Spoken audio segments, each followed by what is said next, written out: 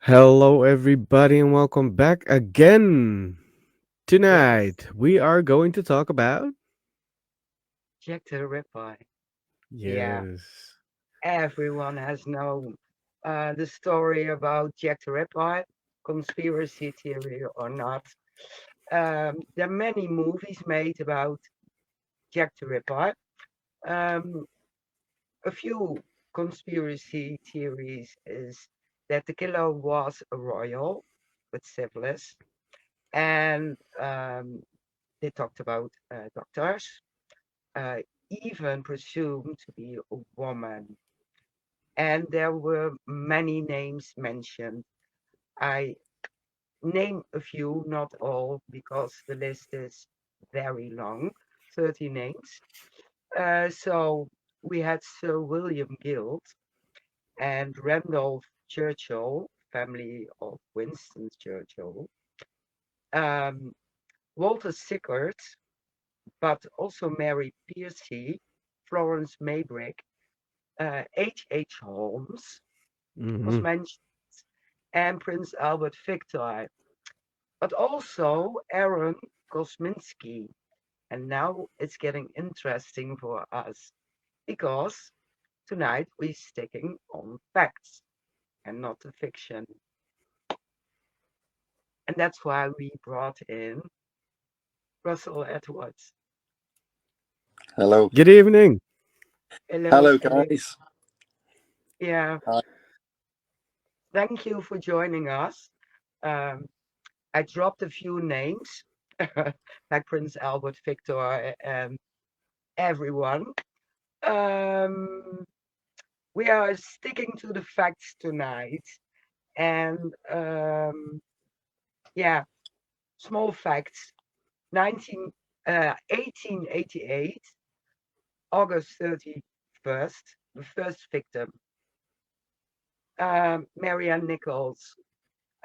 September 8th, Annie Chapman. September 30th, Elizabeth Stride. Then also September 30th, Catherine Eddowes. And November 9th, Mary Jane Kelly. The last one, first question pops into my head. She was so brutally attacked. Is she a victim of Jack the Ripper? What, Mary Jane Kelly? Yes. Yeah. Oh, absolutely. As you're probably aware, most serial killers escalate what they do to the victims, and this was very clear in this series of murders. You know, this happened over 10 weeks. That's all it was. It was a 10-week period. So it was a very, Yeah. very quick, four more or less in a month, then a 5-week break, then the fifth one, and then he vanished. And this mystery, do you know, I'm reminded of like JFK when he goes to Dallas and it's just over, and so he goes there within minutes, within days, he's leaving in a coffin, and the mystery's just done. It's the same with this, that type of who done it, you know, and again, conspiracy theories. At the last count, there were 161 so-called, or should I say, made-up suspects. In fact, there were only Okay. ever three officially named. There was also a, a point they mentioned out it was a woman. Well, that's interesting because you said Mary Piercy and she was called Jill the Ripper. But in fact, what happened with her, so I was outside her house about 2 months ago, where not her house, where she committed the murders over in Camden. And basically, she murdered her lover's wife and murdered the baby, and then took the body of the baby in a pram and walked a very long way up to Hampstead and got caught. And very quickly, she was hanged for the murders. And Sir Melville Macnaghten, that was involved in the Ripper case, was involved in that case as well. But no, Mary Piercy was definitely not the killer of these 5 women. Hmm. Oh, okay. Wow. Interesting. Mm. Very interesting. Um, well, you jumped into the Jack the Ripper story. Can you take us along the road? Sure. Well, most people ask, how did I get involved in this? In fact, for many years, I still am an entrepreneur. So I do lots of business outside of this story. But I'd been in the East End since 1989, and I'd been there 11 years enjoying the East End. I love the curry house. I love the area. There is something extremely magnetic. And for those who love the East End as I do, I'm sure they'll understand this draw to this area. It's quite unique. I feel very, I don't know about other people, but I feel very displaced in other parts of London. And I do feel East End's my spiritual home. If we go back to the 18th century, it was an area where French immigrants came, the Huguenots, and set up a silk weaving industry, hence these beautiful Georgian houses. By the time we get to the 19th century, there was a massive flood of the Jewish population that just they had to flee their own homes to evade the pogroms, the Russian pogroms. And late 20th century, the Bangladeshi community moved in about really late, I would say a little bit of the late 60s, but mainly the mid to late 70s, and been here ever since. And it's the only time I've ever known it, and it's just truly wonderful. So I'd been here for 11 years, and it wasn't until I saw a film From Hell with Johnny Depp, a Jack the Ripper film, truly amazing. A great Yeah, depiction of Sir William Gull, again, the Queen's physician in his 70s. He'd already had 2 strokes, clearly not the Ripper, but a great story all the same. And then I questioned, where's all these murder sites? Where is this story, Jack the Ripper? And it did turn out that I'd been walking in his footsteps for 11 years and didn't know. And that's Oh, really where the story started. From wow. there, yeah, what I did is a Ripper tour the very next day. And then on the Monday, so film Friday, tour Saturday, Monday morning, I called Scotland Yard and asked if this case was real. They put me through to the Black Museum, and they told me the entire case, what exists, is at the National Archives in Kew. And any of us, anybody at all, can actually go there, do their own research. You just take a pencil, 2 forms of ID, and you're away. And that's nice. exactly what I did. Yeah, that's exactly what I did. Cool. But very, very quickly, you realise when you do the research, you're never going to solve this case because there's just simply no physical evidence. And with all the hearsay, and as you well know, I think the word is obfuscation. So people like to make this a mystery, throw another suspect, and make it more mysterious, when in fact that's just not the real story at all. Yeah. And then it wasn't until March 2007 where I got a call saying there was a shawl for sale that was taken from the fourth murder of Jack the Ripper. So it was by Catherine Eddowes' body. Did I really then get involved? And that's really where the story started. Yeah, I heard about the show. Yeah, That was really interesting. Mm-hmm. Um, Yeah, it was. but getting DNA from an object that old, yeah, yeah. it's a That that's exactly it. So I realised quite quickly that just a common, I say common scientist, there's no such thing. A scientist would need to be a specialist in ancient DNA to do this work, and more importantly, a scientist that could get uncontaminated samples containing DNA, which is more important because we didn't know who'd actually held the shawl in the 120 odd years at the time I bought it. I've owned it now for 17 years. but it's been in the family of who is descended from the acting sergeant who was at the crime scene on the night of the murder, and it's passed down his family, and that's who I bought it from, one of the descendants. There's a couple of things. It was proven to be silk, so that's how we knew it wasn't the victim's shawl, it was the Ripper's. But the shawl, skin cells on silk, they only last on there for about a year, and then they fall off. So that presented itself a quite easy solution. But the genius of the scientist that worked with me for all those years, Dr. Jari Luhalainen, he managed to get uncontaminated cells embedded in the weave. So in fact, he went to the nth degree. So I think it was laser capture micro dissection he used, and he got a singular cell that we also got DNA from. So it was contamination. He managed to just eliminate that altogether. But an exceptional genius of a man, with my greatest respect.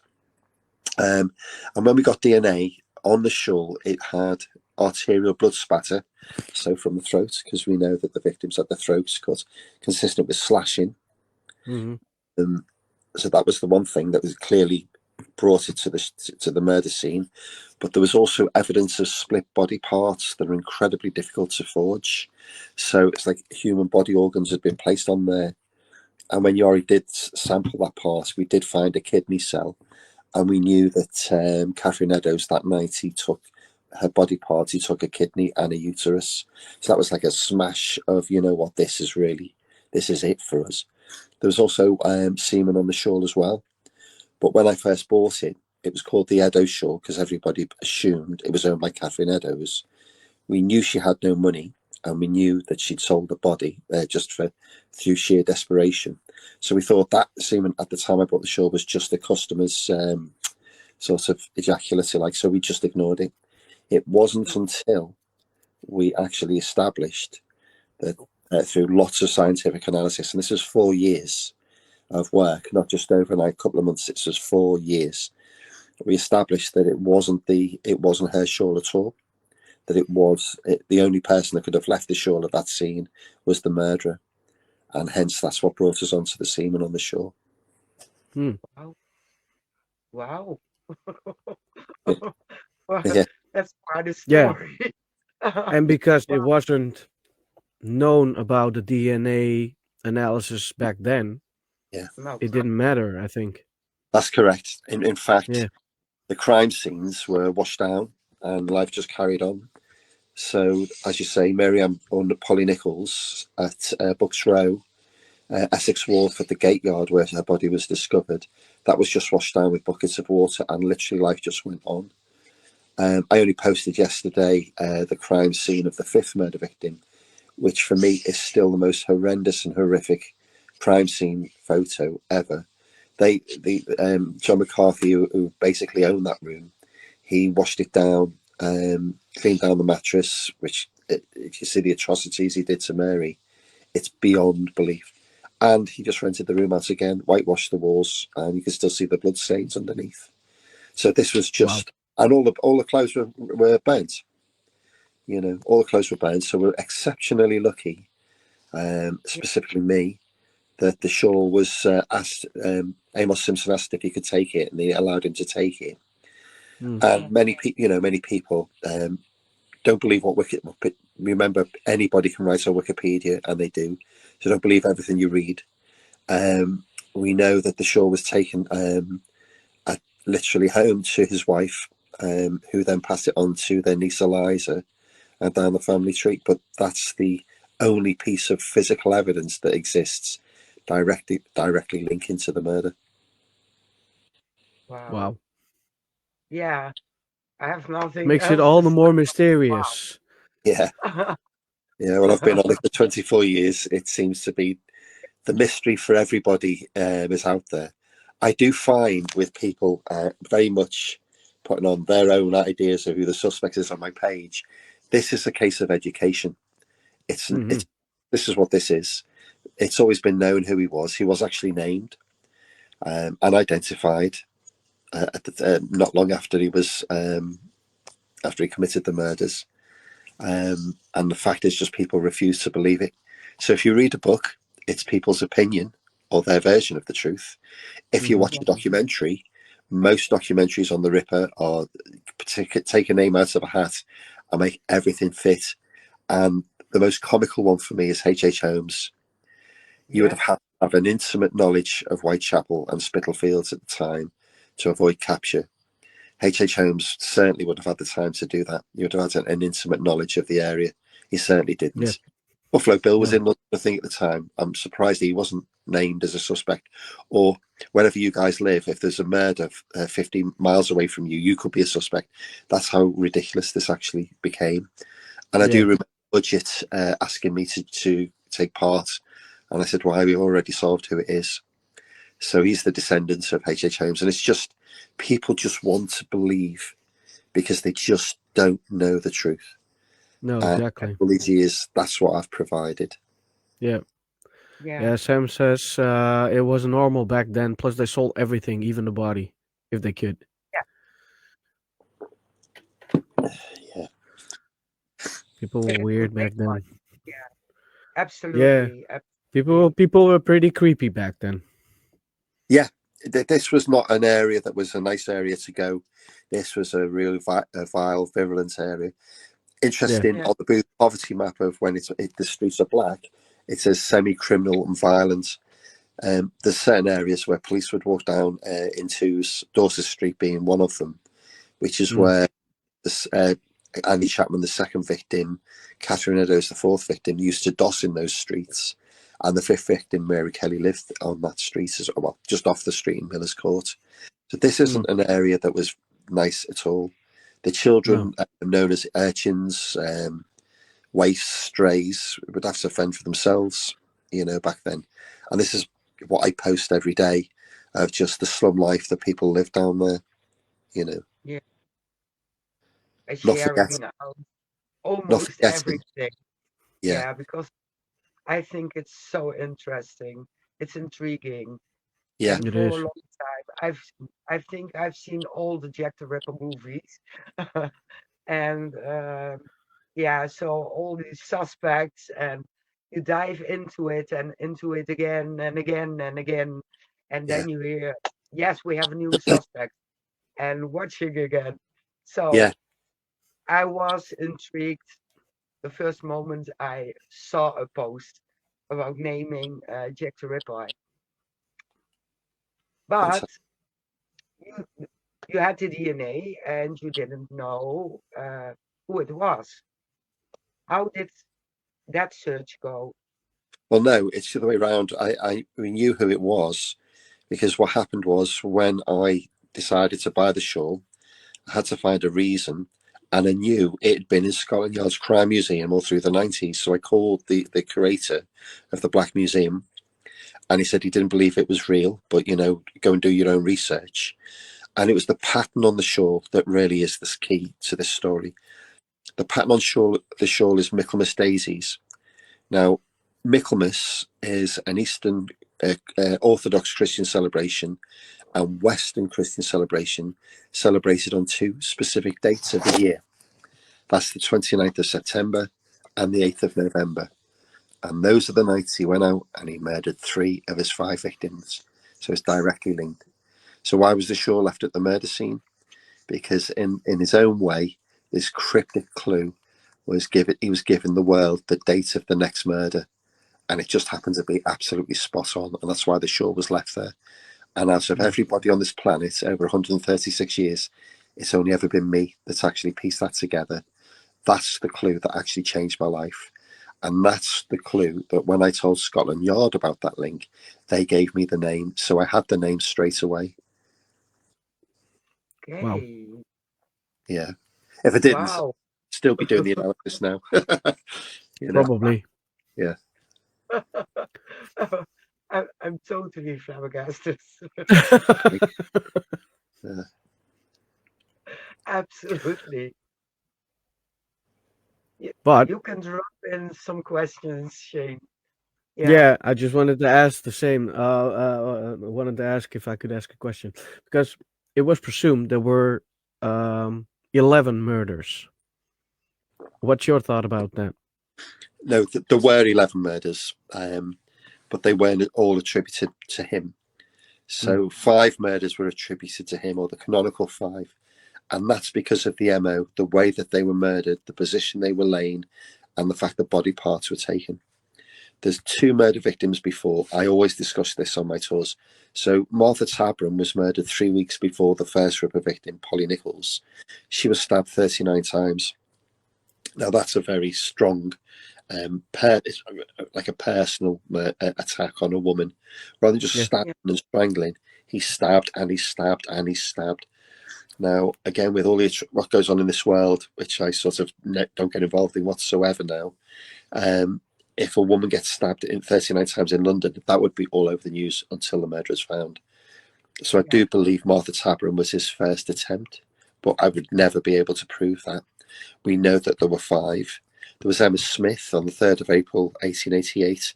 She was attacked by 3 youths, she said, or 3 teenagers, who basically beat her to the ground and left her for dead. And she just managed to crawl home to a doss house and taken to the London hospital. She became the first Whitechapel murder victim on the 4th of April, 1888. Then there were 4 murders after Mary Kelly, so it's a 2.5-year period. Now, we know, that, which I'm sure I'll be telling you shortly, why those murders weren't attributed to him. They were lesser. They certainly weren't as violent. And even though there's some similarities that were actually given in the press anyway, they weren't his victims. That is very interesting. Yeah. There's one other murder. I saw a documentary. It can be fabricated by the maker. There was also a child found, and also almost decapitated. It was horrible, and they assumed that the boy was a victim of Jack the Ripper because the similarity of the murders. Did you hear anything about that? Yeah, no. No, again, if you look at serial killers, they murder in the zone. I would say psychosexual type. So if you're a gay male or a homosexual male, you're going to murder men. If you're a straight woman, you're going to murder men.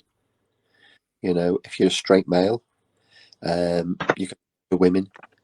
And he had a type, and that's what he stuck to. But it's very interesting you say about the woman being decapitated. So there is one of the 11. It's called the Pinchin Street Torso. Now she was found murdered. Well, the torso was found about 10 minutes walk from his front door, and only less than 7 minutes from the 3rd murder scene, that of Elizabeth Stride.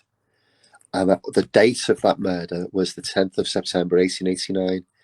1889. That's right, the year after the murders. Now that just happens to be the day before his birthday. So that's an interesting. Nobody ever knows with that one. But it's just I heard about that. Yeah. But because the man we are talking about now, from who the name is known now, he was a suspect before. He was named. There's only 3 suspects. Yeah. And he was named. I think it was February 1891 with the Macnaghten Memorandum. So the 3 were Michael Ostrog, Montague John Druitt, and only the surname Kosminski. Montague John Druitt only because he was found dead in the Thames this month in 1888. In fact, only yesterday his brother was told about his disappearance in 1888. That's the only link. But he was dismissed from an all-boys private school, and I think that's something to do with why he committed suicide. Michael Ostrog, on the other hand, and this is the strange why Michael Ostrog was named, because even though Ostrog came from a village just north of where Kosminski came from, he was in his 50s, and he was also incarcerated at the time of one of the murders. So it's so strange that he was even named. Exactly. it says strong homicidal tendencies, a bitter hatred for women. Yeah. 1 + 1 equals. Exactly. Yeah. Most definitely. Sometimes. Absolutely. Yeah. I forgot what I was. She did some questions. Now I lost it. I'll just make it up. Normally it's the other way around. Yeah, Normally I Yeah. could just go figure out some questions. I'm like, oh, we have this one, that one. Now she did some Yeah. question. I have to like, where are we? I lost it. It's Yeah. like a quiz It now. popped up. They I feel just like I'm in popped up. school now. Yeah. You talk, because now I'm lost. Okay. So Okay.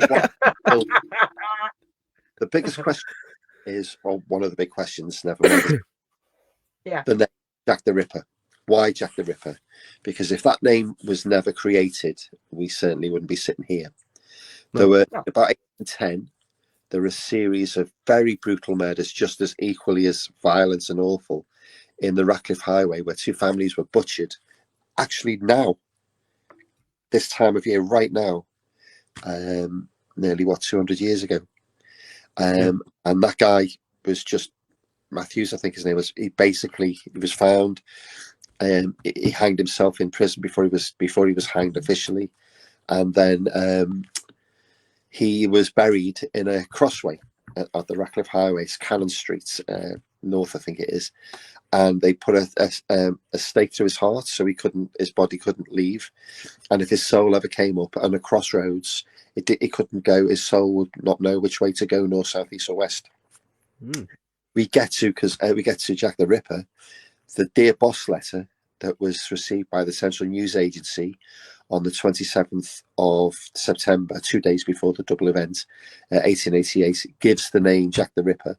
That's what sensationalized this story.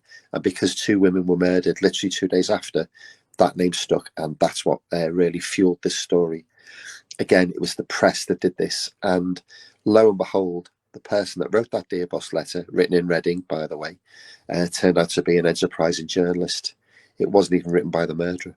So it was the press fueling the story. And sensation. Still, even here we are, 136 years after the fact, we're still talking about it. Yeah. Yeah. Plus, the press is still having his hands in the mysterious suspects. Yeah. I don't even know why to bother. You know, I put something on my page the other day. The New York Times in 1910 actually put it on the front page who it was, and it's like people are like, really? Okay, well, no, I believe it was him. There is only one documentary that's worth watching, and that's the Peter Ustinov documentary back in 1988, when all the files were released to the public. Because I don't know if you're aware in the UK that there's a 100-year rule, so nobody could actually access those files until 1988. So that was the best, most real documentary ever made. And the other thing, that was the year that Michael Caine starred in the film Jack the Ripper as Inspector Abberline. I have to look at that. It's a good one. And as you say, the films, that there are so many films, but another one that I would recommend to anybody is Murder by Decree, which is where Sherlock Holmes. Yes, I've seen that. Yes. Yeah. I have to watch it again. Yeah. Sherlock Holmes. Brilliant. Yeah. You know. Absolutely. Yeah. Robbie Gregory says, weird to think that the famous Jack the Ripper name was an invention by a journalist. It is weird, in my eyes. Yeah. It didn't come out, so I think, the 1920s. And when you ask yourself, so what I do with so many great people who follow me, I ask them this, and I put you in the spotlight and you in the shoes, and say, okay, so just imagine being that journalist that invented that name, and you couldn't tell anybody. Yeah, that would be horrible, to say the least. Yeah.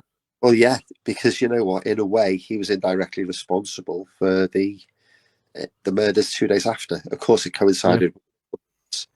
Yeah, just if we look at in the UK in the 70s, there was a sadistic killer called the Yorkshire Ripper, Peter Sutcliffe, and there was some guy from Sunderland from Wearside sent a tape. Remember the old cassette tape? And he sent 3 letters as well, all signed Jack the Ripper. And he misguided the police. The police looked a different direction when they were very, very close to catching Sutcliffe. And Sutcliffe murdered, I think, 4 more women after that. And then years after, Humble, I think his name was, they found him, the guy that wrote those letters and did that tape, and they put him in prison for 12 years. Right. 12 years. 12 years, yeah, they gave him. That's not much. Well, he didn't. He was a murderer. He's just sent the police in the wrong direction. Same as this journalist. Peter Sutcliffe died in prison with COVID a few years ago. He was given life, and it really. Yeah. Weird. Yeah, absolutely. Says Holmes is another one that is still a mystery. They don't know how many secrets he had. Sherlock Holmes. Oh, H.H. Holmes. H.H. Holmes, yeah. I think when you look at where was it Boston? It was the World's Fair, wasn't it? And he created this murder house. Yeah, that hotel. He rented out and rooms and with secret chambers and elevator shafts and. Yeah. What I read, it was 27 or 28 known. Yeah, a very interesting story. Again, it amazes me that people would believe that he had anything to do with the Ripper murders, but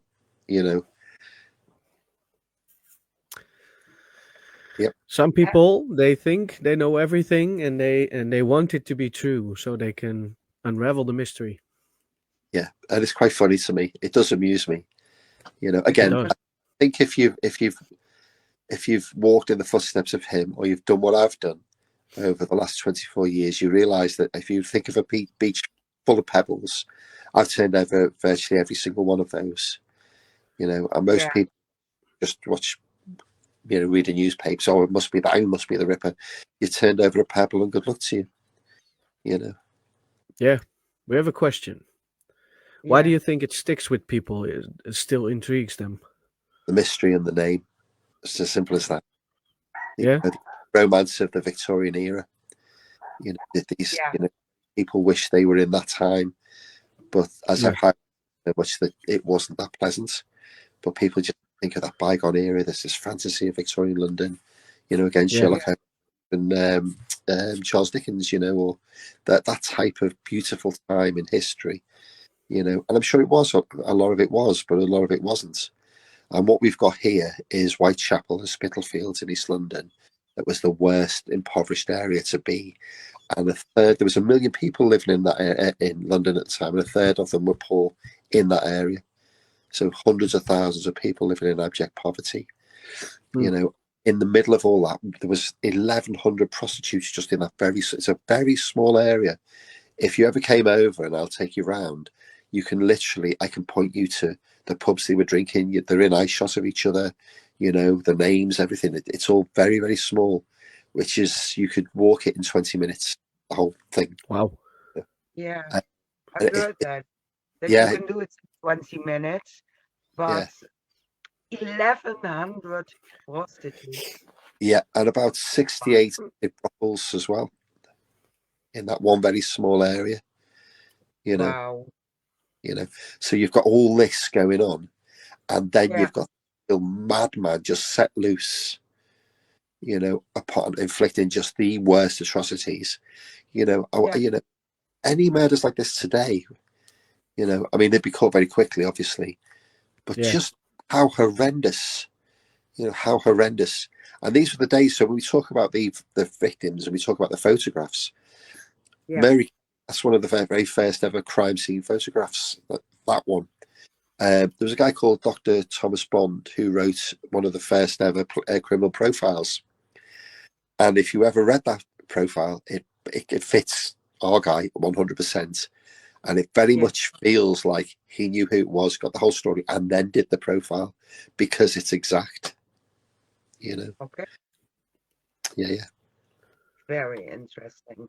Yeah, I do have to say I got intrigued when I found out my birth father was someone else as my own father.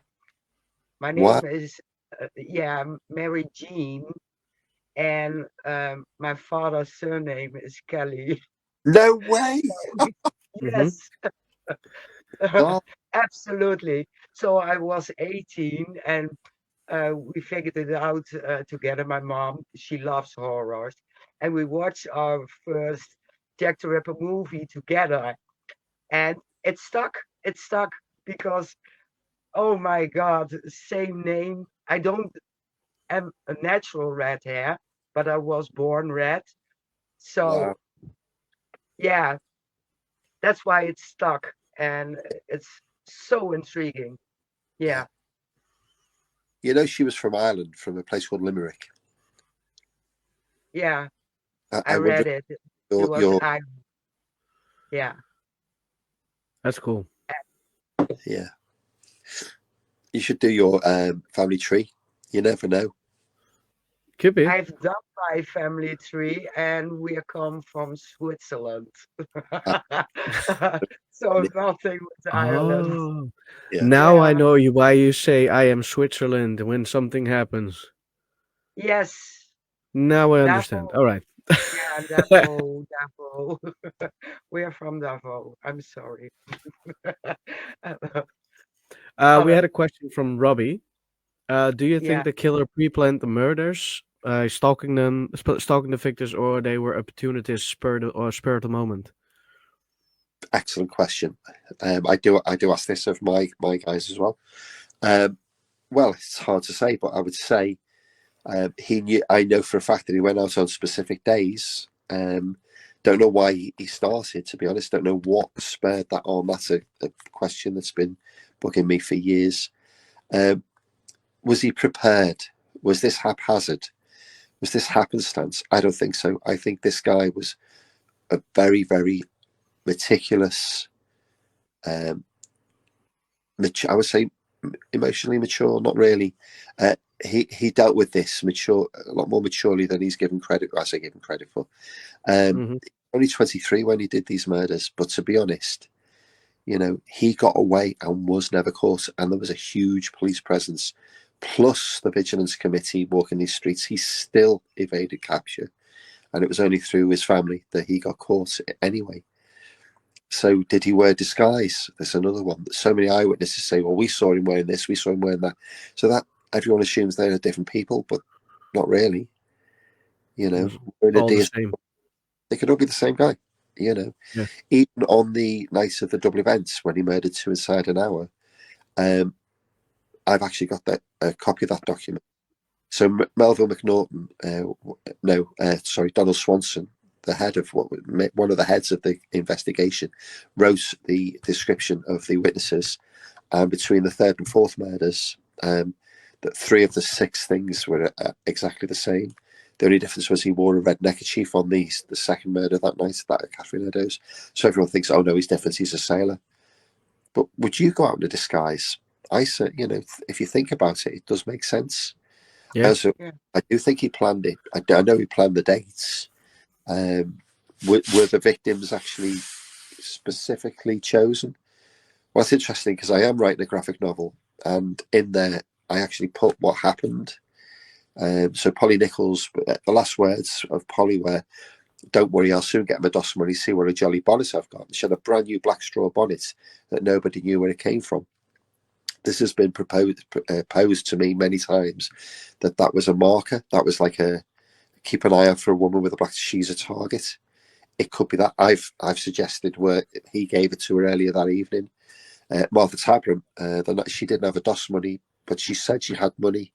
What I propose is that he actually stole it from her, that he was there with her that night and he nicked it from her. That's why she didn't have any money. So he could have chosen his victims. I would state, now, interesting because his occupation was hairdresser or hairdresser surgeon. So barbers or hairdressers, They had anatomical knowledge, which he definitely would have had to have. There's no way, the two coroners that were involved both argued with each other. One said no, one said yes. Mm-hmm. But when you look at the meticulous way that he murdered these women and took exactly what he wanted, he would have had to have anatomical knowledge. It's these things that you think, well, okay. So Polly, she was way out the way that night, where a Doss house is in Thrall Street, where she was discovered in Bucks Row. That's a good 25 minutes away, and completely out of an area. The same with Elizabeth Stride, the third murder victim. She's drinking in the Queen's Head pub, which is just the next block up from the 10 Bells, the famous 10 Bells, and Christchurch. It's still there. It's just something else at the calf now. But she's found in Berners Street, and that's nowhere near. That's really out the way. So did he ask her out for a date, and they went out? Because it looked like that was the case that night. She was with a charming man, apparently, a well-dressed man, a guy called Matthew Packer, selling grapes from his windowsill. He said he saw them. Who knows? But it was dismissed. So there's a good chance. The one thing which to Robbie's question, Mitre Square. Mitre Square's in the city. It's not in the East End, but it's close. If he didn't go and murder two in that night, I do believe Mitre Square would have been one of his possible crime scenes. As it's near the Prostitutes' Church, which is where he did pick up Catherine Eddowes on the night she fell at his hands. Now it's interesting though.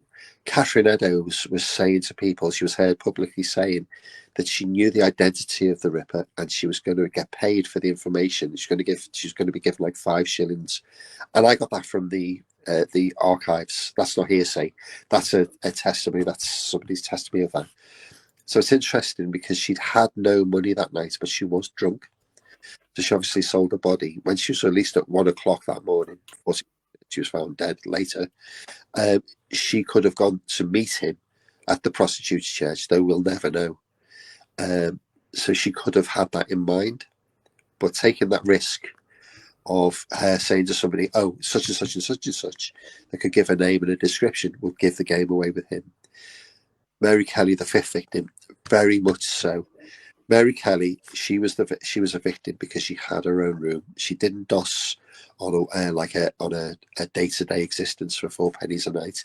She had her own room that she lived in.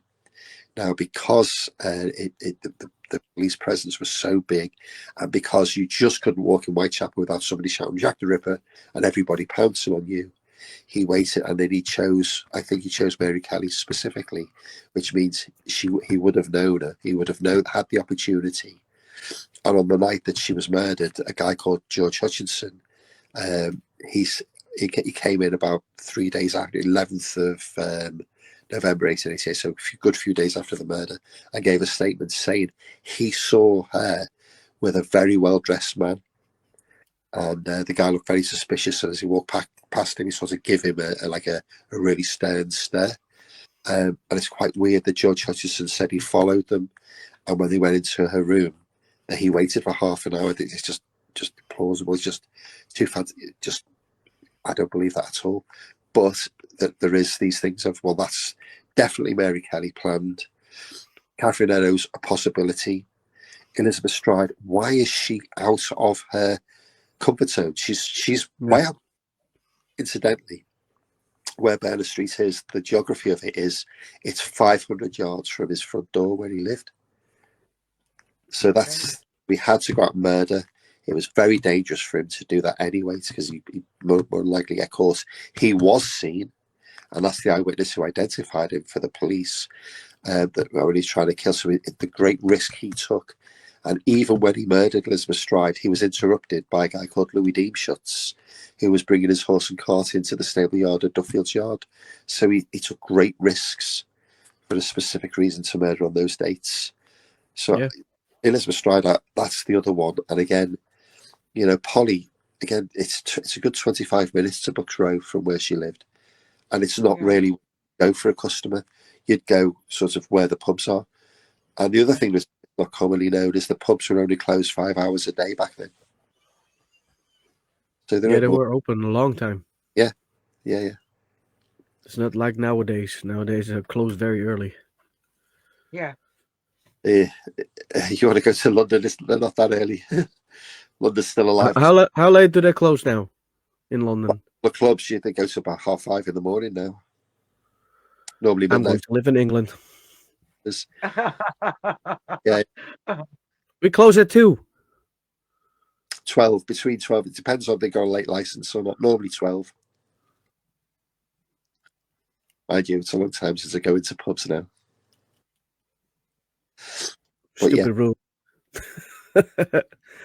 You mentioned the relatives of I think Jack the Ripper, right? Yeah, I know. Where the scarf came from. Yeah. The shawl came from there. Oh, not the relatives of Jack the Ripper, the relatives of the police officer or the sergeant that was there at the murder scene. Yeah, yeah. Of course I do. Yeah. How did you find it? The shawl. It was. How did you hear about it? My mum gave me a call one day. She knew that I love the East End, and I'd had a look at the Ripper case, and she said that the shawl was for in the press and was on the TV. That it was for sale, and that's how I found out. Cool. Yeah. Absolutely. Yeah. So I checked on Wikipedia here in the Netherlands, and there was a section about multiple letters from Jack the Ripper. Do you know anything about that? Because they done some investigation on the post stamps, and they found some DNA on the post stamps, and they were female. Yeah. So about 94 Ripper letters in total. They found a woman responsible for a lot of them and arrested her.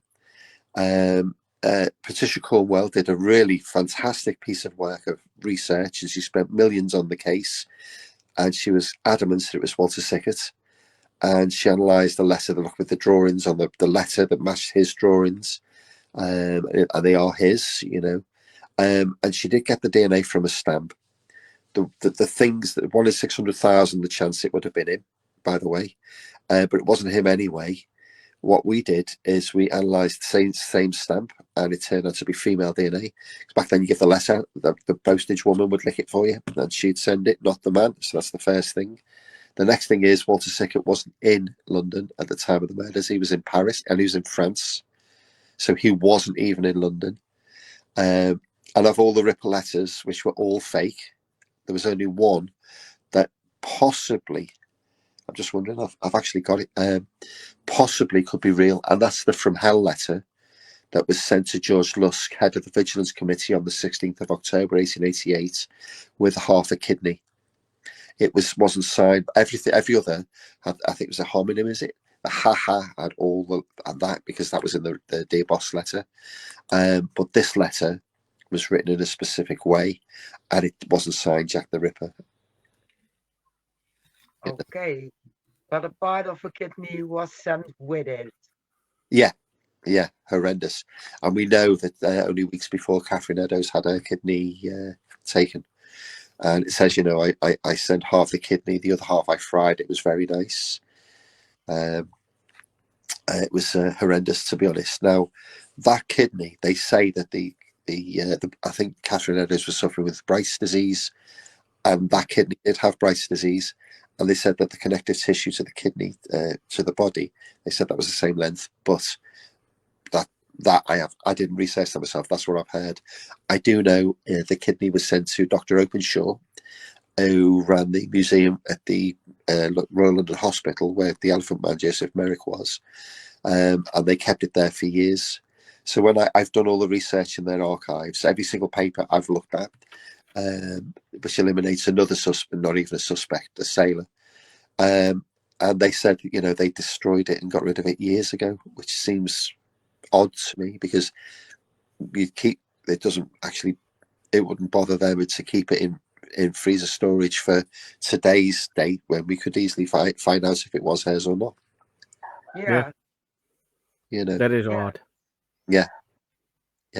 But the second questions I get asked a lot is things like the Gilster Street. It was the chalk handwriting found at 3 o'clock on the night of the double event. Was it written by him? Because there was a piece of bloodied apron on the floor. Why was it washed off? That's in my new book. That I actually worked that out. Why would a murderer take chalk with him on a night out? When you get your kill kit, your disguise, and you think, I know, I'm going to take a piece of chalk. And so I asked many people, so what profession uses chalk every day? Tailors. Tailors use tailors every day. And all the family were the tailors. Yeah. I'd like to throw in there, which is for people to debate, is Catherine Eddowes' facial disfiguration that he did. And what he did was he cut her eyelids off, her ear off, her nose off, 2 inverted V's on her cheeks, sliced her lips, cut her throat, ripped her to shreds, took her intestines out, took a kidney and a uterus in less than 5 minutes. When you look at the inflictions on her face, they're quite intricate. So you've actually got to take an eyelid and cut that off in record time. There is a letter that was written a year after that we've, if I give you this exclusive, it is an exclusive, that we've actually dated to be real, where he's said to be attacking a woman with a pair of scissors. I do think that it's very, very quick. He could very quick with a pair of tailor scissors to inflict what he did on Catherine, you know, and he did have time to go home and go back out again. And again, I do know the family of a good few descendants of Catherine's family who are friends of mine now. I've been friends for years. I do think that the possibility he could have used scissors as well as a knife, you know? Yeah. If you think about it, they are very fast with scissors. Yeah, very quick. Yeah. Hadn't they did have those little scissors, like it was like clippers? I'm sure they must. Yeah, they must have done. Yeah.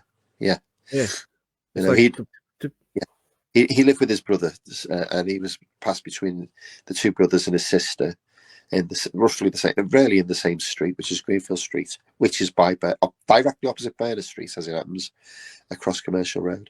So he was more looked after. So, you know, clearly could look after himself. He was never in a relationship. So the DNA we got wasn't from him.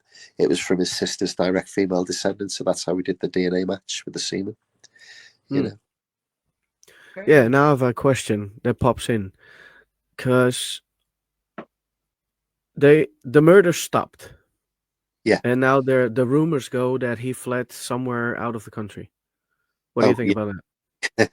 Yeah, now you're talking about Tumblety, a quack doctor that was actually trying to buy women's uteruses or uteri for £20 a pop. And then he fled quite quickly after the murders and went to France first, then over to America. Well, that's interesting, Tumblety, because on the 7th of November, 1888, he was arrested for being in a homosexual brothel. So again, you're speaking to somebody that's done every single piece of research on every single person that's ever been named on this story. And so Tumblety was gay. So, of course, we straight go to, well, if he was gay, he would have murdered men. Yeah. Yeah, you would say so, but depends on the person, I think. No.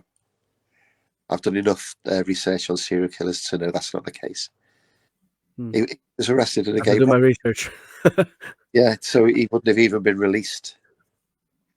So he wasn't even around walking on the streets on the 8th of November for Mary Kelly. You know. But it got too hot for him because he wanted women's uteruses. Now, I was in the Royal College of Surgeons in Lincoln's Inn Fields a couple of months ago. I don't think people realise when you think of a uterus, you're thinking of a little ball. It's not. It houses the baby. You know, that's what a woman has to house a baby. They're massive. These are little Harry. He took Annie Chapman's uterus. He took Catherine Eddowes' uterus. There was not much left of Mary Kelly to tell. But we know he took Kelly's heart when he left, which again, I'm so battle-hardened by this, even it still breaks my heart that he did this. But he took body parts. So I think the link to Tumblety really is to do with that. Then they say about copycat murders. They were, again, press fantasy. They weren't murders. It's interesting. If you actually do the research onto the chief of police over in New York, he said if the Ripper was over in America, they would have caught him straight away. So it's like an arrow shot straight through Abeline's heart. So no, that's just, there's some lines of inquiry, and as I say, 24 years of it. You know, I've literally explored every one of them. Tumblety is just a fictitious suspect, really, that came in a letter, a little child letter, that was sort of, I would say, sensationalized by another police officer called Stuart Evans. The guy I actually stood next to the day I bought the shawl. No, well, the day I was going to buy the shawl. You know, so no, Tumblety certainly wasn't the Ripper. Now, I wouldn't be saying this if I didn't have the DNA. If we didn't prove who it was conclusively through DNA, I would not be wasting my time with this at all. I'm just going on with my business life. But because I feel compelled and very, what's the word I'm looking for, invested in this story to tell the truth, then when people wake up and think, oh my God, this is just exactly what it is. And here's the one thing I get many times is, oh, the DNA at work was poo-pooed. It wasn't. It was peer reviewed by one of the top American journals in the world, and it was double blind peer reviewed. So we know that was conclusive. But I just brought a new book out, which is, again, that's gone through its own saga. It was released on October the 1st. We didn't actually, they sold out straight away. Again, Amazon, they sold out again. And all of a sudden, we didn't get books for another 6 weeks, and we had to change the front cover back to the original. I just kept quiet about it. I've never told anybody about that yet, but it's the new book. And again, all the hoo-ha in the background, you just think this story, it's I'll be honest with you, it's like running uphill in flip-flops. You know, I'm not bothered about convincing people that don't want to believe. I'm only interested in people that want to hear the truth, that's got the intellectual capacity to go, you know what, you're right. You know? Yeah, exactly. But it's the puzzle pieces that come together and it makes it a compelling story. Absolutely. And if you don't believe the puzzle pieces, then why try to make the puzzle? Well said. I like that. Yeah, sorry, it popped in my head. Sorry. That's right. I'm going to use Sometimes that. I have those things.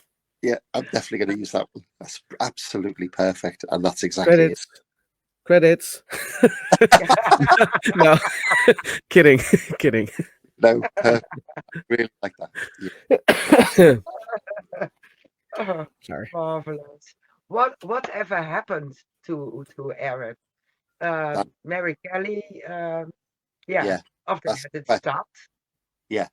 So what happened was, after Mary Kelly, he then tried to kill his own sister. He attacked his sister with a knife. And his two brothers were Isaac and Wolf. They're the two brothers. So Wolf was only 5 years older. Isaac was a lot older. They were also Masons, which really gives the whole game away, which I just told you, which is in the new book. What they did was they gave him to the police. They just had enough of looking after him, because obviously they knew it was him. If you look at a picture of Isaac, you can see you can just see in his face what he had to live through, knowing it was him. His brother was the murderer. So the police took him with great difficulty outside of London, outside the public gaze. Now, what I'm telling you is what Scotland Yard told me. So this is actual fact from Scotland Yard, from the head of the whole of the CID that run the case at the time. So they took him to a police seaside home called Clarendon Villas in Hove, which is by Brighton, which is on the south coast, which is just exquisite. Best place to be in the summer, in my opinion. And he was identified with an unhesitating ID by Israel Swartz.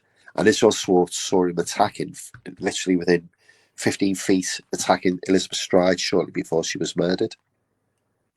Israel Swartz said that was the man he saw attacking Elizabeth Stride. But Israel Swartz wouldn't testify because it's said that he didn't want to give a fellow Jew up to Gentile justice, is what the words are. So they basically put him in charge under the charge of his brother. Now, I've linked his brother to another thing that brings this to reality as well, which is also in the book. And then he was under watch by two CID officers. I'll get those names in a minute. Anyway, then they put him in a workhouse, and then they transferred him to Stepney Workhouse, then into Colney Hatch Asylum, and then after 3 years they put him to Leavesden Asylum, where he died in March 24th, 1919 of gangrene, and he was age 54. That's what actually happened. Wow. That is very intriguing. Yeah, it is. But the fact that his brothers had enough. Yeah. Well, only because he tried to kill his sister. Yeah. I think it would be before that already, but that was the drop. That was it, really. That was the straw was back. Yeah. I believe it. Ooh. Why would he want to try to kill his sister then? Actually, no, it's interesting. We were thinking about this, about the escalation of the murders, and so why not murder or practice your technique and perfect it on prostitutes, because they were plentiful and easy targets, to then kill your sister, to then work your way up to murdering your mother? Because one of the things that came out in all this, which again is not public, well, not really public knowledge, which was given to me by the Marshal of Leavesden Asylum many, many years ago, that it was recorded that his mother sexually abused him. And that's that piece of the puzzle goes, when you fit it right at the end, you go, there you go, it's all complete. Yep, completed the puzzle. Yeah. That really did. I remember being told that. Obviously, that was massive. It's amazing. Absolutely, and it makes sense. It really does. Yeah. So I can even now in my head the jigsaw goes like, oh, there goes a piece, there goes. Oh, it fits. Absolutely. I'd like to take you back to the very, very beginning of your interview, where you mentioned some suspects. They're not suspects. The people that say were the Ripper, they were never suspects. Walter Sickert wasn't in England at the time of the murders. So Prince Albert Victor, Queen Victoria's grandson, he wasn't in every date of the murder. He wasn't even in London. And on one of the murder dates, he was actually with his mother, Queen Victoria. Queen Victoria was his alibi, so he wasn't even in London. He was never the Ripper. This was just a fantastical piece of fiction that was made up in the late 60s into the 70s. And people got, I want to believe. Absolute nonsense. Sir William Gould, 72, 73 years of age, very poor health, didn't match any of the eyewitness descriptions, and certainly wasn't driven around in a carriage by John Netley, so definitely not William Gould. James Maybrick, the diary, the Ripper diary. I know the owner of the diary, and we know that it's not real. It never was James Maybrick. And then they come in with his, well, I'll tell you, if it wasn't James Maybrick, it's got to be his brother, which is another guy that just made it up as he went along. Stupid Bruce Robinson, I think, just a complete work of nonsense, to be honest. It doesn't fit anything at all to do with this whatsoever. Jill the Ripper, like I said, Mary Piercy, definitely not. And each person you go into, there's a description of why, or there's a reason why they're just not at all, Yeah, like you said, it's just people want to believe it's that and that person. Oh yeah, Charles Letchmere. Without. That's the latest. I always get Charles Letchmere. Now his real name was that, but he gave his name as Charles Cross. He was the first man to find the first victim, Polly Nichols, and purely because of that, he became a suspect. And the number of people say it's definitely him, just because he was on his way to work. You're just like, please. Yeah. It would be too easy if it was that. Yeah. They even talked about a shot with a skirt and a big knife. Lots of conspiracy theories. Absolutely. Yeah. Seen it, done it, heard it. every part of the way. Yeah. There was one interesting conspiracy theory about Mary Kelly, that Lizzie Williams was the killer because her husband worked at an abortion clinic and was told that he had an affair with Mary Kelly, and that's why she committed the murders. Wow. On that, just remembering what actually happened to Mary Kelly. Yeah. So the one thing I ask many people that come with me when I walk around Whitechapel is this: if you look at the crime scene, it's definitely Mary Kelly. There's no way you would do that without any knowledge or any experience. There's just no way.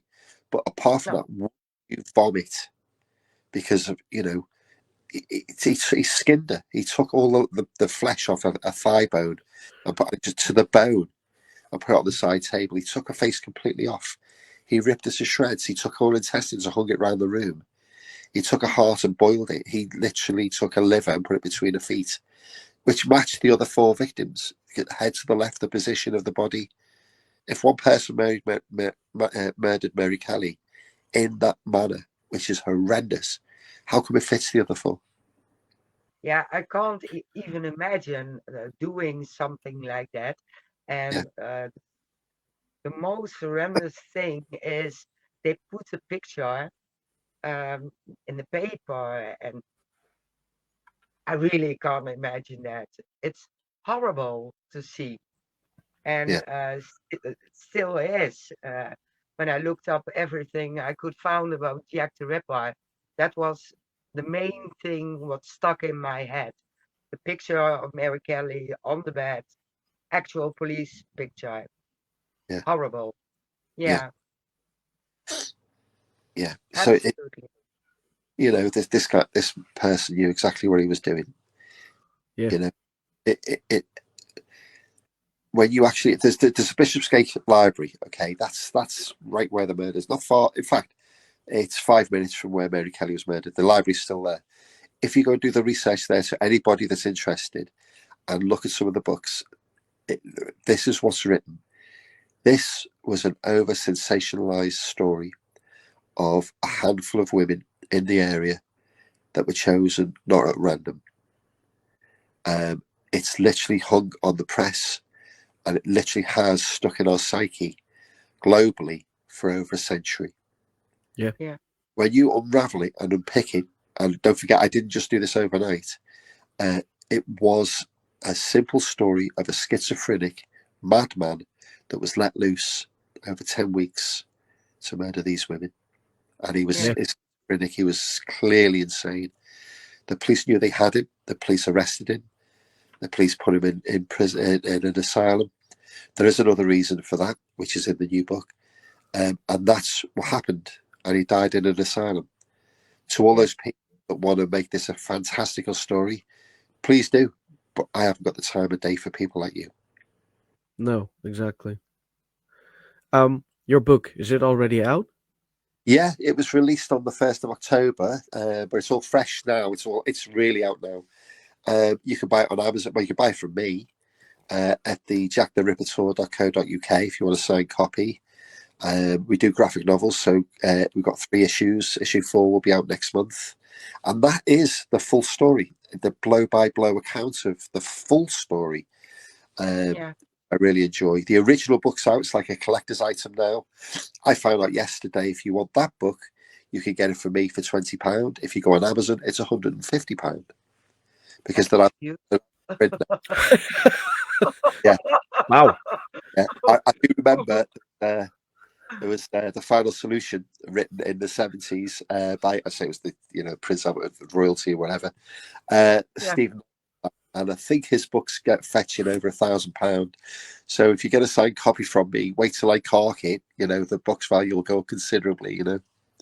Yeah, I will be rich. But you can always see me on Facebook. I'm Russel Stephen Edwards with a PH. I'm on the Experience, which is the one that really gives the story. I'm on Twitter, TikTok, you name it, I'm on it. Instagram, Threads, the lot.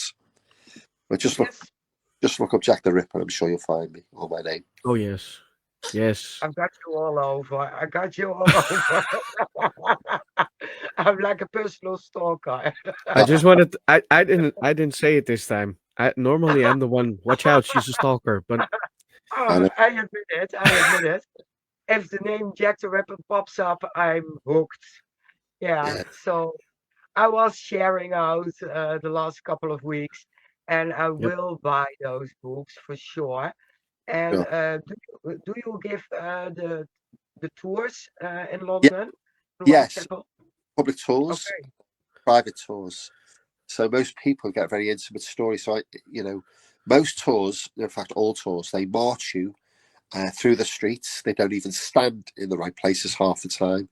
I've heard it. So the Guston Street graffito, the handwritten chalk on the wall. I've heard a tour guide say that was spray painted, and you think these tour guides are just reprehensible. Really, this needs to be regulated because they just make it up. Facial condition of Catherine Eddowes. Someone said he cuts a face off like this. I said, well, that's not true. So people aren't getting the full story with me. You don't just get the story; you get who he was. But I also take you through those streets and let you experience those streets the way they should. And I take my time. I don't just march you from one stop to the other. Yeah. So, and they're on my page. The website, thejacktherippertour.co.uk. Yeah. I am so going to start a bucket list because I have way too many things to do in England now. Yeah. I'm definitely going home. Yeah. We have to do it. Yes, we do. Hi, Scott. Hi, Scott. Nice for you. You have a new buyer because my wife wants to buy it. Your books. Yeah. The definitive reveal. Yeah, you can just buy it from me. It certainly won't cost you 150 quid. That's for sure. Yeah.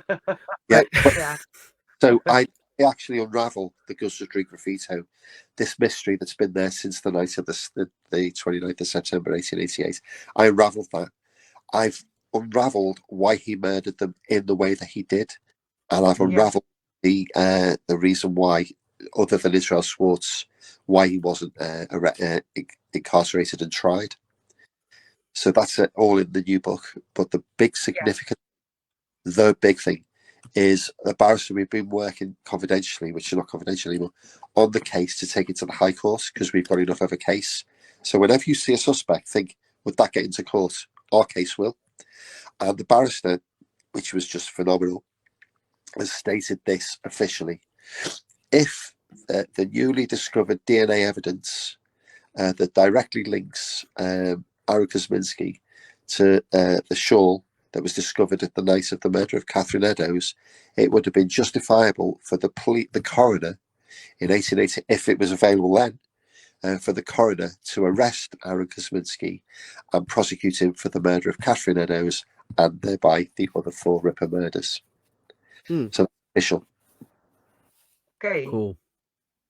One thing we miss are the titles of the books. One is called Naming Jack the Ripper. Yeah. And the other one is? It's called Naming Jack the Ripper, The Definitive Reveal. But when you look on Amazon, it's just the same. They've just called it Naming Jack the Ripper in the UK. Okay. It's just the upgraded version now. Cool. We are going. We'll find it. I'm sure you will. Absolutely. Oh yes. Absolutely. I can find anything on the internet, so I can find your books as well. And we purchase it by Russel directly and not on Amazon. Nope. Absolutely. Do we have another question in the chat or? No, I just had a couple of. I showed it in the meanwhile. Scott said Russell is an amazing person. Thank you. Victoria says, Susan Victoria says, I need to pick up a book. And he says, Scott says, one of my favorite interviews. So thank you, Scott. Thank you. This is the book. We need an amazing guest to do that. Oh, that's a good cover.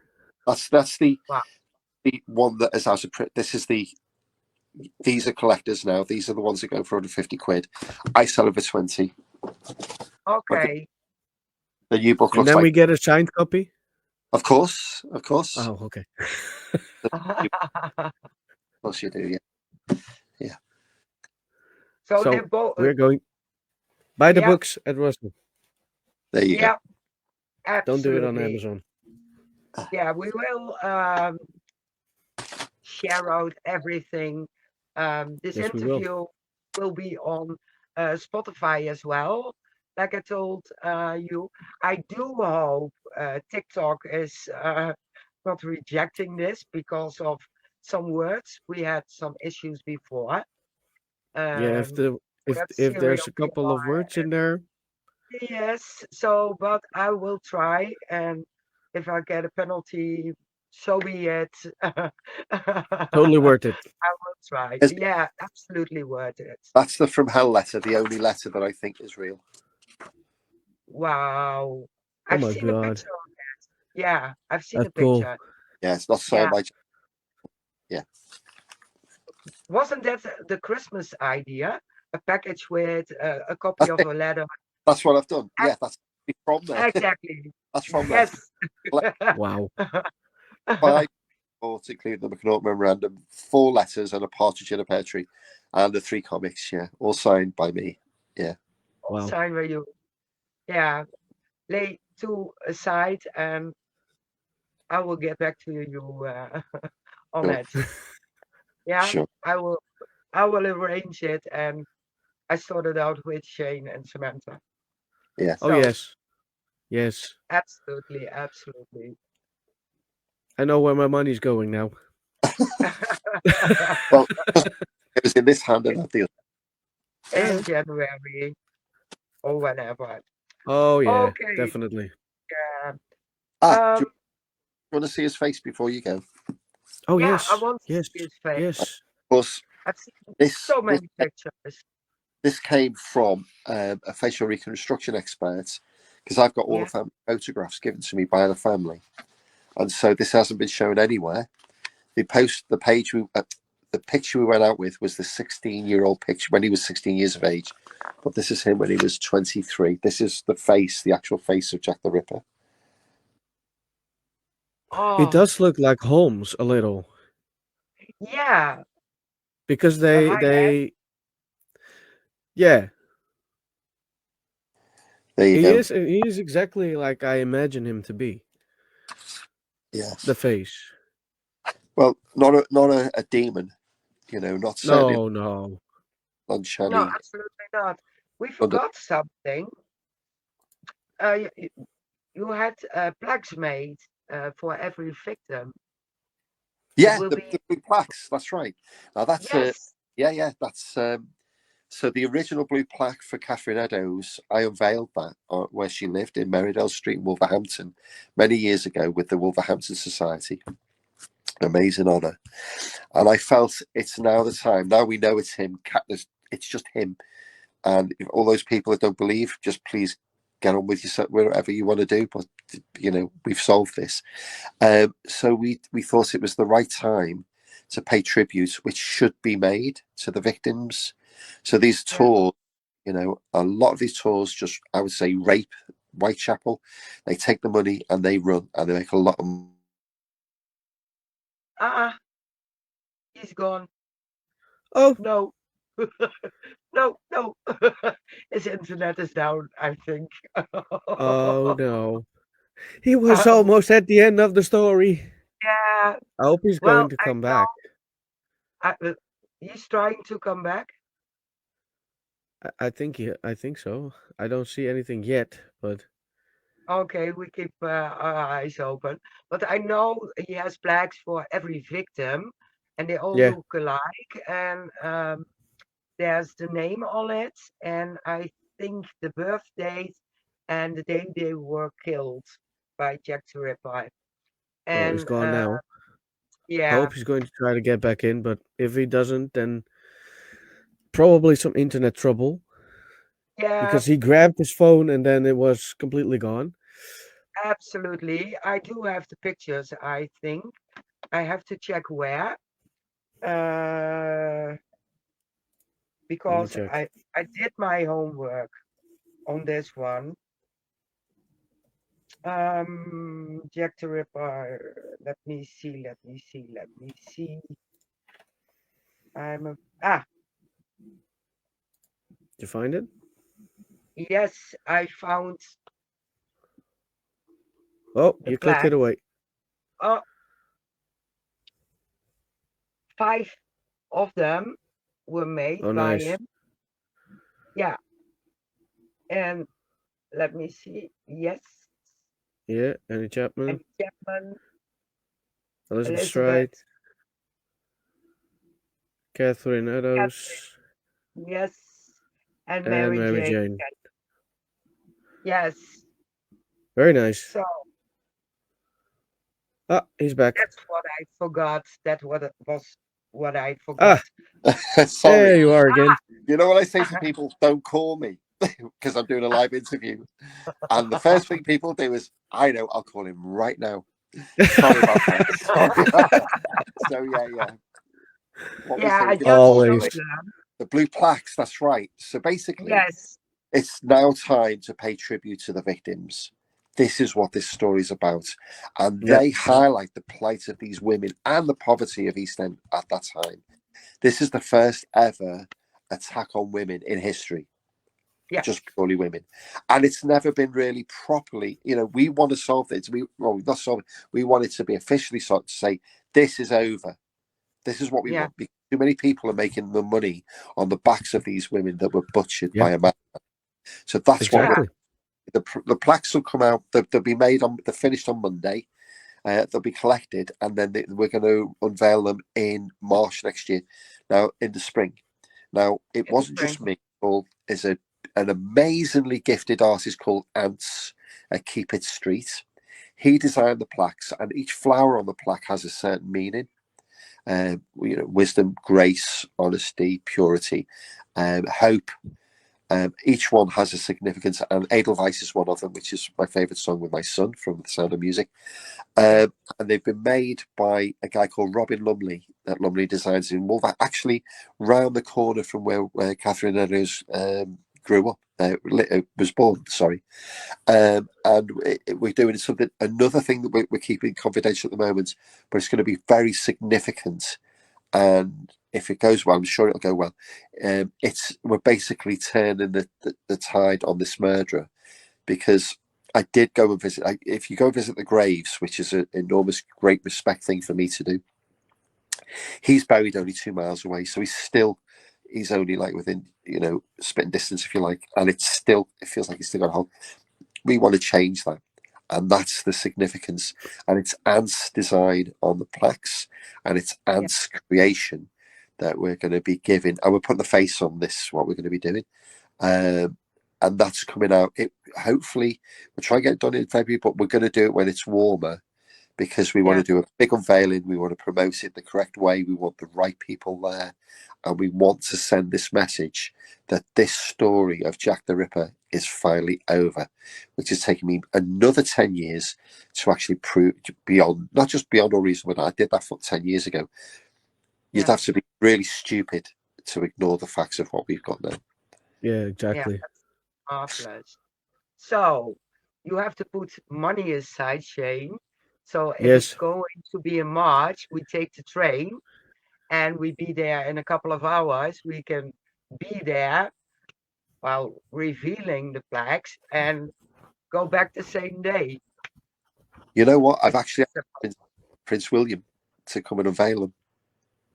Okay. You have? I haven't heard back yet. Wow, I haven't heard wow. back. Because he wants he discusses and supports the plight of the homeless. So do I. Yeah. We're doing something for charity for the homeless, for this, and for abused women as well. Two things very big for me. And yes, and obviously I've not heard back from him yet because he's a busy man. But also the families are going to be there at the unveiling, so you'll see the families of the victims. It's such a proud moment. It's sort of, I didn't realize it'd come this far when I bought the shawl. I just thought I'd prove it was there at the scene of the crime. That's all I ever started out. Here I am trying to change history in another way now, to actually stop this nonsense of Jack the Ripper, which is a nonsense. Jack the Ripper's a letter written by a journalist, nothing to do with the murder. Everybody's connected it to the murder, and that's what we want to do. We want to put the world right, and it's about time. Yeah, it is. Absolutely. Yeah, totally agree. Yeah. Oh. So, a job good done. Well done. Very nice. I'm very stoked. Yeah, I'm glad it's finally finished. The mystery is actually completely over now. 10 years ago, it just took another 10 years to get everything to convince people, how just blinkered they are from they've believed over the years. Yeah. Yeah, definitely. So the people, yeah, Dr. Yorilu Halainen, I would have not been able to do this without him. Karen Miller, the direct female descendants of Catherine Eddowes, who gave me a DNA in the first place. The descendants of the direct female descendants of Kosminski's sister. The Kosminski family, who I know several of, who have all been very supportive. All the other families that I know, even families descended from eyewitnesses, I know as well. So I thank all of those people and so many people on social media who really do support me. And it's those people that keep me going. Yeah, better. You're very interesting. Yeah. Absolutely. Yeah, I think so. Yeah. Yeah, it is. For sure that they all cooperated, and we're here for them. Yes. Yeah. And I need to save up money because now we have to go there. Yes, you You're do. more than welcome. I actually don't. I live 4 hours drive away, so it's I only ever do tours on Saturdays. It's the only one day I'll do them. I've done 35 in London, and now I live in a beautiful part of the world that's a nicer pace for me. Yeah. A lot quieter. Oh, I have solved another unsolved true crime in the UK. It's under wraps. It caused a big furore 2 years ago. That's not the end of the story. There is a lot more, but I'm not allowed to speak about it. And I am. I started last February on the third unsolved murder cold case, which is very big in the US. So it's not just the Ripper. Even though that I support this very strongly, I've done another one, and I've got a third one on its way. Okay. As soon as it comes out, are you coming back to tell us about it? Yeah, of course I will. Of course I will. We're at documentary stage at the moment, if that helps. Okay. Very interesting. Sam states, very beautiful to see what you're doing for the victims. They always get forgotten. Exactly. In fact, this whole story's been glorifying a murderer. This is what's happened. The murder, Yep. and in most cases, you can name serial killers, but could you name any of the victims? John Wayne Gacy, one victim from John Wayne Gacy. Could you name one victim of Ted Bundy? Just one. Peter. Over here, Dennis Nilsson in the 80s murdered lots of men, about 17 men he murdered, and then buried some of them under the floorboards, and flushed the body parts down, the flesh down the toilet, which is how he got caught. Could you name one murder victim? But you can remember the names of the murderers. Eileen, name one victim from Eileen Warnos, female serial killer. The other one is Edwin Kemper. Just, it's about time. This should really be about the victims, Yeah, it should. Absolutely. I totally agree. Yeah. Yeah, I was lucky I knew one of the victims from Jack the Ripper, but just one name I knew. But yeah, if you look at that way, yeah. Yeah. They should get in the history books, the victims. Yeah, I think we should turn the world around and just start about talking about the victims of serial killers. Yeah. Why? Not the serial killers. There's an interesting one. A guy called Dennis Rader, BTK. Quite a killer. And again, these people fit into society. He certainly did. And he was asked why did he choose his victims. He said he just got stuck on them. He got kind of stuck on them. And again, what he used to do is to follow them, learn their routine, learn their daily patterns. So know what they do, which is probably what the Ripper did to his victims. Just follow them. Yeah. Yeah. See what they were doing, when they walked, where. Yeah. Scary if you think about it. Yeah, we had a serial killer as well, first female, probably around 70 something, and that was a case of opportunity. She had a house and she rented rooms. Poor people came there, so she had the victims hand over. But it was the first known serial killer, and there's not much to find from her, but um, she put poison in food. Yeah. Yeah. Yeah. That's how you can imagine. If they didn't have a gun, a female serial killer would poison.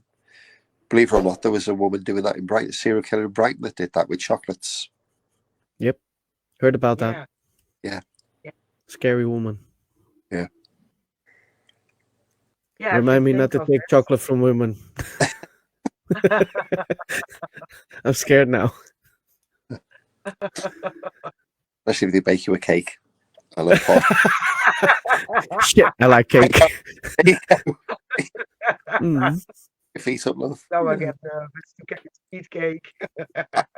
Away if there's a coffin in the living room. Oh. But yeah. Yeah, exactly. Yeah. We came to the end. Yep. Samantha is stating something again. Social media is still praising the murderers. Yes. Yeah. They do. Yeah. Oh no. Susan, don't start with me.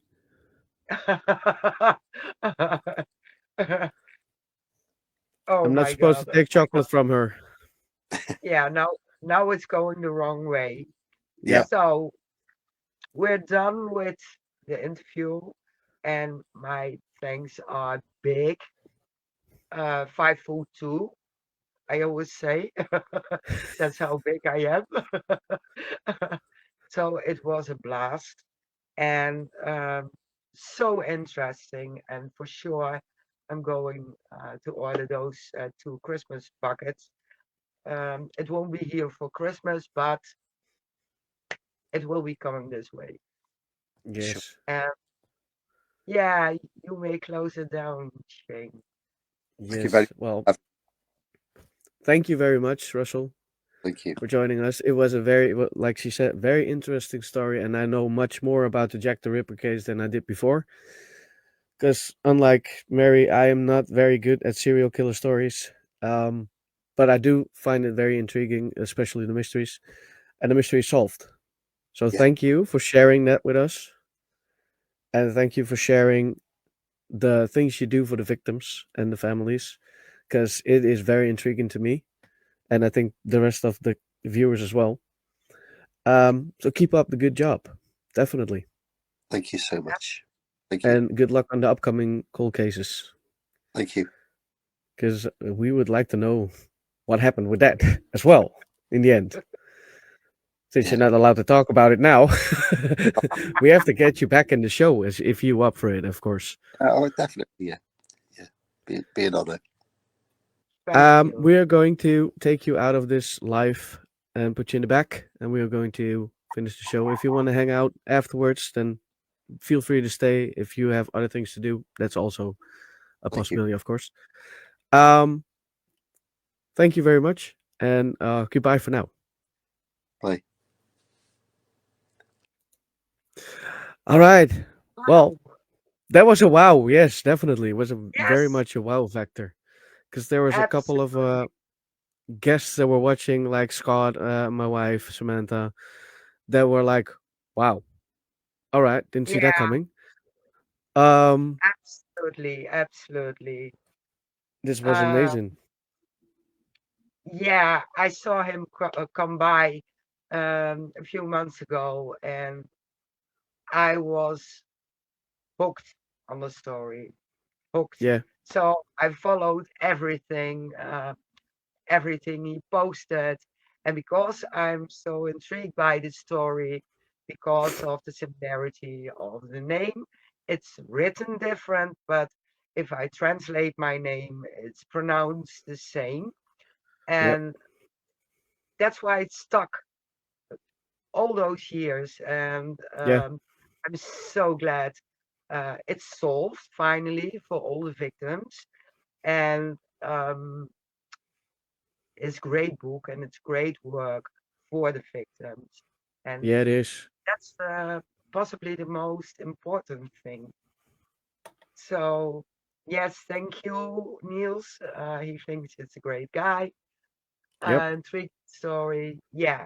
So, the next unsolved murder will be solved again in Yes. another interview talk as soon as he's allowed to talk about. So, keep his site in mind, follow him, Yes. look for him. He has a like page. He's on TikTok, on Instagram, all over the place. Look Yep. for Russel Edwards, or naming Jack the Ripper is enough to find him. So, Yeah, I think we're gonna leave it like that. yeah, I think so too. There's nothing more Next to week, add. Just look up no, Russell and you'll find him. absolutely. And we'll be sharing a lot on our like page in a group. I was My group. sharing it, and Raven's Paranormal was sharing it, and there will be in more. So keep a close eye, and we see you again next Wednesday. Yes. We will. Okay, bye. Goodbye, everybody. Thank you for watching. See you in the next one. Thanks for watching. We hope you liked the video. If you did, don't forget to like and subscribe.